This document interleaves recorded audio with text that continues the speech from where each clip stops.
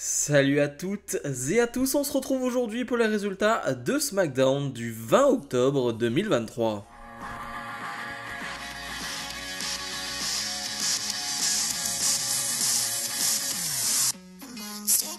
Et directement sur le ring, on a Paul Heyman. Paul Heyman a deux choses à nous dire. Premièrement, il nous rappelle ce qu'il s'est passé du côté de Raw avec un Jimmy Uso qui est intervenu pendant le match de Jimmy et de Cody face au Judgment Day et qui leur a coûté le titre de champion par équipe de la WWE. Et Paul Heyman en est plutôt très fier. Je le rappelle, la semaine dernière, Roman Reigns était pas mal revenu dessus à SmackDown. On avait pas mal parlé à Jimmy Uso et forcément, ça a fait son effet.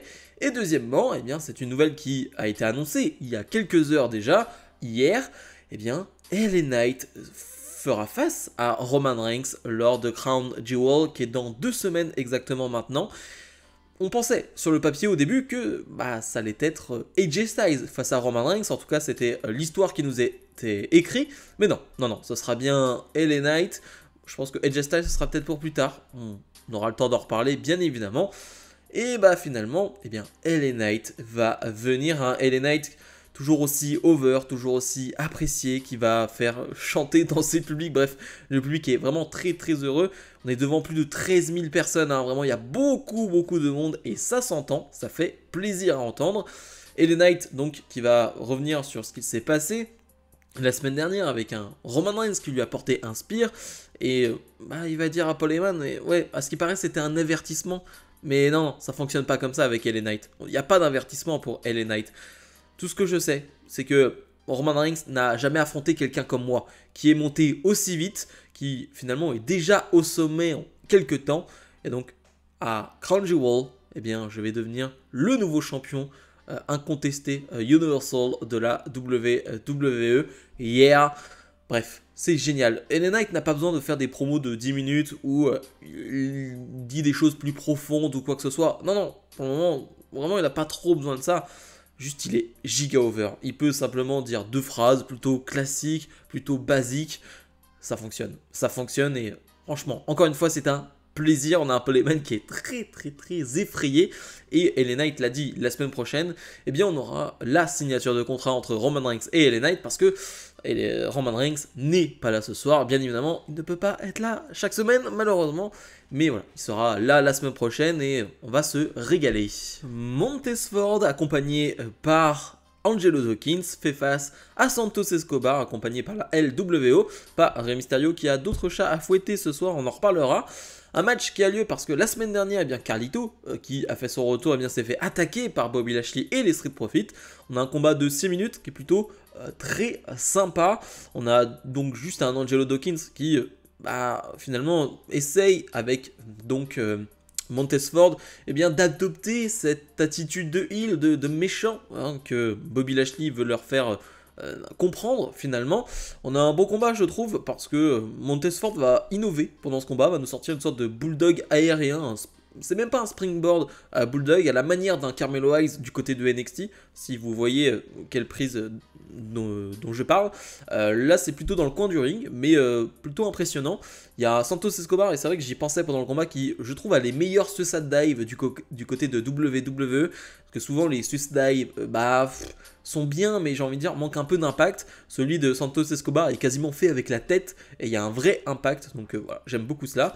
Pendant le combat donc, on a Angelo Dawkins qui va intervenir, ce qui va clairement aider Montez Ford à remporter ce combat avec un roll-up. Victoire de Ford. Après le combat, les Street Profits s'en prennent à Santos Escobar, mais Carlito va venir aider Escobar. Maintenant on n'a qu'une hâte, c'est de voir Carlito en action, face à Bobby Lashley, face à Montez Ford, peu importe, mais j'ai envie de voir le premier combat de Carlito pour son retour. La légende John Cena est sur le ring, John Cena qui va bien hyper le public de San Antonio, si je me trompe pas, mais John Cena a une stat à nous faire parvenir, finalement, il le dit, la semaine dernière, il a parlé de la streak de Roman Reigns, de 1200 jours en tant que champion, mais lui, il a aussi une streak. Ça fait plus de 2000 jours qu'il n'a pas gagné un match télévisé. 2000 jours. Son dernier match télévisé, c'était en 2018. Ok. Bon, Après, la stat, je trouve qu'elle veut un peu tout et rien dire. C'est-à-dire que depuis 2018, je suis pas sûr que John Cena ait eu une centaine de matchs télévisés. Donc, bon, voilà. Mais en tout cas, Cena, eh bien, se pose des questions, il le dit. Eh bien, je me pose des questions sur ma retraite. Voilà, tout simplement. Bien évidemment, à ce moment-là, le public, eh bien, va tout simplement dire « You still got it ». Tu l'as toujours, tu as toujours ce feu en toi. Mais John Cena, justement, va comprendre, va entendre ce que dit le public et va dire ok, j'ai toujours ce feu en moi, je suis toujours capable finalement d'être important pour ce roster, d'être intéressant pour le public. Peu importe qui va venir là, il faut que je le mette au sol. Voilà, tout simplement, c'est un challenge. Il va enlever son t-shirt et il va attendre quelqu'un et c'est Solo Sikoa qui va venir. Un Solo Sikoa qui se retrouve face à face avec Cena. Ok, tu t'attends à ce que ça parte en cacahuète, mais Jimmy Uso va venir. On se retrouve donc en 2 contre 1, c'est pas hyper sympa pour Cena. Mais finalement, quelqu'un de cagoulé, de masqué, va venir s'en prendre à Jimmy Uso.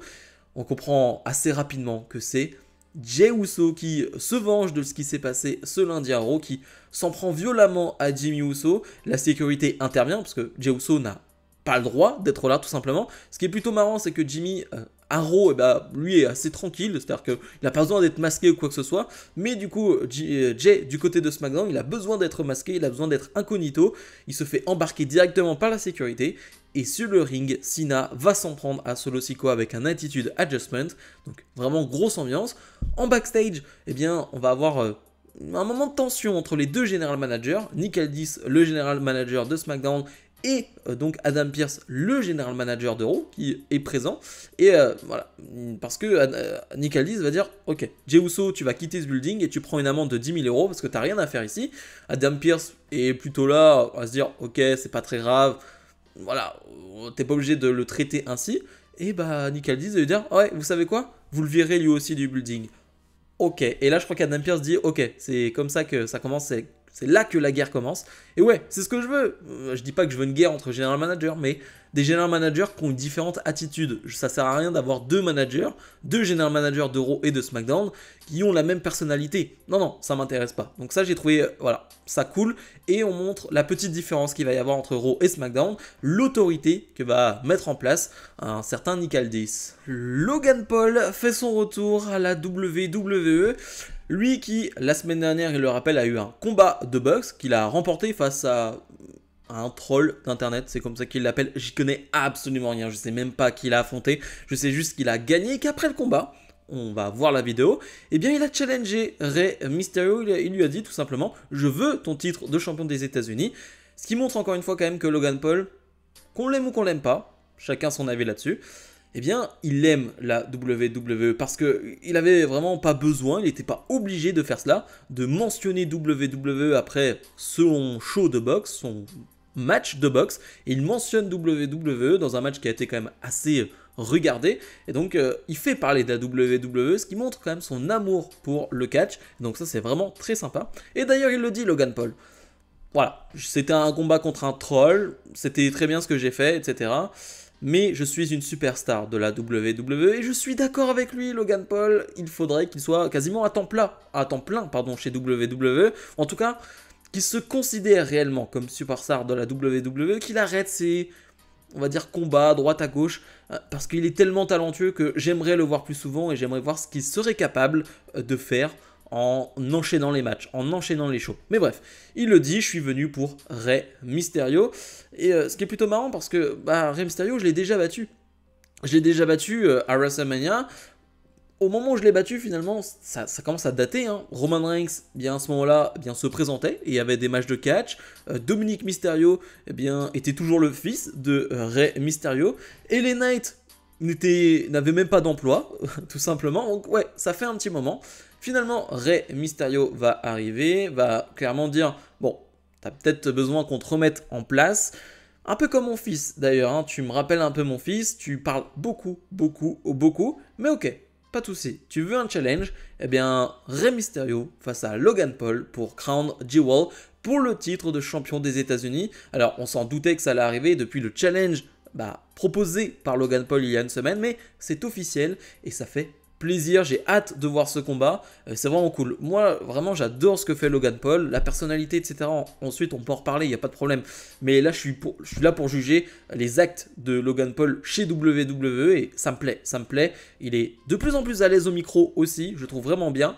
Et donc, il aura ce combat face à la légende Rey Mysterio, un combat que j'ai bien hâte de voir. Cameron Grimes et Dragon Lee font face à Austin Theory et Grayson Waller. Un match qui va durer très peu longtemps, hein. On est sur quoi, du 4-5 minutes maximum. Un Dragon Lee qui finalement a fait son arrivée à SmackDown il y a quelques semaines et qui se retrouve en équipe avec Cameron Grimes. Est-ce que c'est un bon signe? Je ne suis pas sûr. Alors, c'est pas définitif, bien évidemment, parce que ce n'est que le début, donc je vais pas dire « Oh, Dragon Lee est enterré », bien évidemment que non. Mais je me pose des questions quand même. Tu ramènes Dragon Lee, il est un peu avec la LWO, mais finalement se retrouve en solo, puis en équipe avec Cameron Grimes.